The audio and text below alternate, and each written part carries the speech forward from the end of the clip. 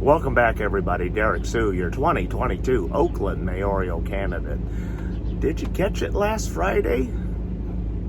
Joe Biden, he said, we have to stop harming Asian Americans, targeting for harm Asian Americans. And so that brings up a very interesting topic here that dates back to when my family, my ancestors, first stepped foot in San Francisco. That's 1850. So we're talking 171 years later. And the Chinese have always been a target for racism.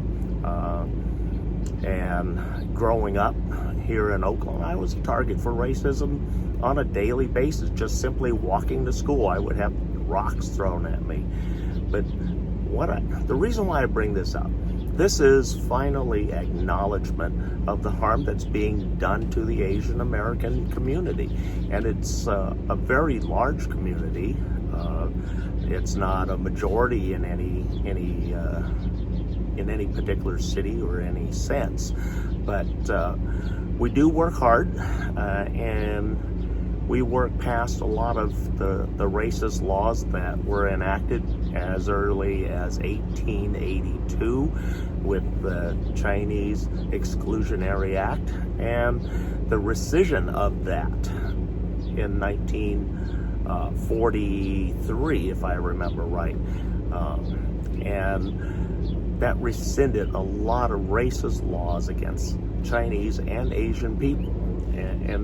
But yet, the stereotypes and the harm that's been caused to the Asian community has been long-standing and well documented for a very, very long time. And like I said, I grew up as a part of it, and having to deal with it on a regular basis. And then even in my work career, I ended up having racist remarks thrown at me by